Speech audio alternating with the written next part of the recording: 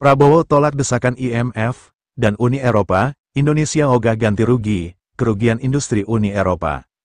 Para pemangku kebijakan Uni Eropa telah memberikan keterangan secara lugas dan tegas bahwa industri benua biru sangat diberatkan oleh larangan ekspor yang diberlakukan oleh pemerintah Indonesia.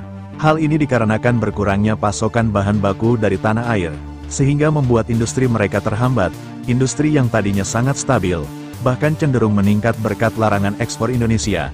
Semua itu menjadi ambruk, namun ini bukan salah sepenuhnya Indonesia. Jadi Indonesia sama sekali tidak bersalah, dan tidak berhak ganti rugi.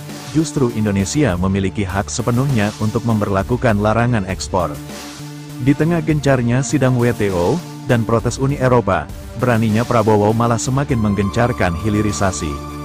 Prabowo Subianto membeberkan bahwa program hilirisasi sebanyak 21 komoditas, mulai dari mineral hingga tumbuhan, membutuhkan dana hingga 545 miliar dolar, atau sebesar 8.476 triliun, asumsi 15.553 rupiah per US dollar.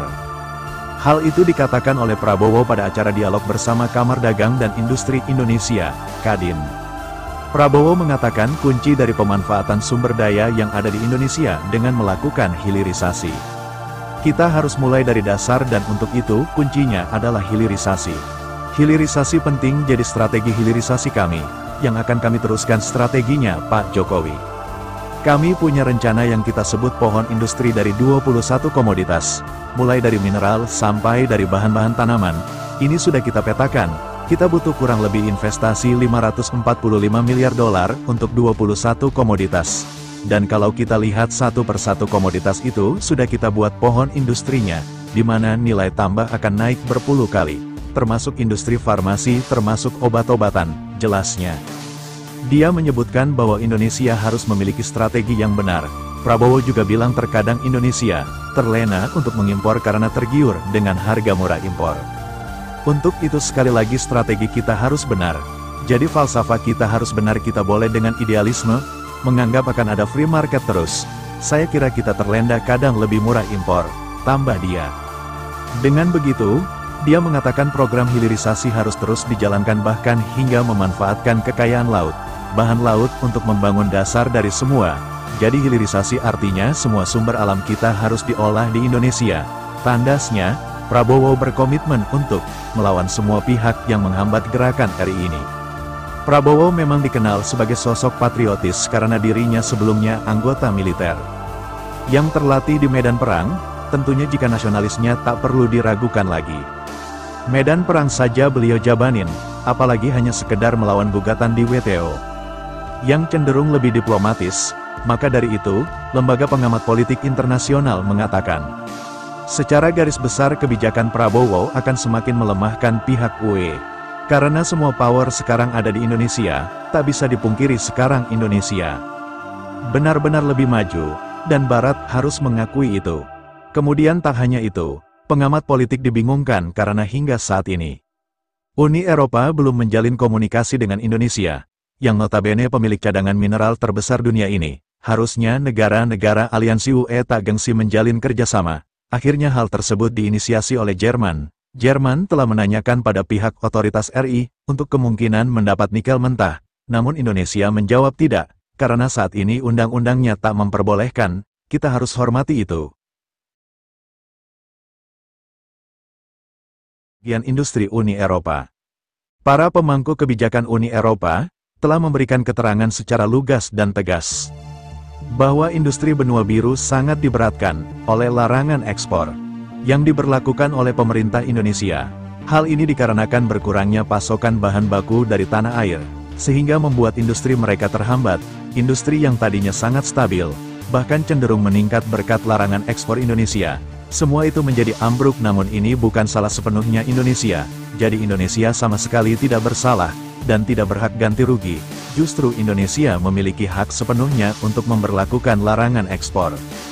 Di tengah gencarnya sidang WTO, dan protes Uni Eropa, beraninya Prabowo malah semakin menggencarkan hilirisasi. Prabowo Subianto membeberkan bahwa program hilirisasi sebanyak 21 komoditas, mulai dari mineral hingga tumbuhan membutuhkan dana hingga 545 miliar dolar, atau sebesar 8.476 triliun. Asumsi 15.553 rupiah per US dollar. Hal itu dikatakan oleh Prabowo pada acara dialog bersama Kamar Dagang dan Industri Indonesia, Kadin. Prabowo mengatakan kunci dari pemanfaatan sumber daya yang ada di Indonesia dengan melakukan hilirisasi. Kita harus mulai dari dasar dan untuk itu kuncinya adalah hilirisasi. Hilirisasi penting jadi strategi hilirisasi kami, yang akan kami teruskan strateginya Pak Jokowi. Kami punya rencana yang kita sebut pohon industri dari 21 komoditas, mulai dari mineral sampai dari bahan-bahan tanaman.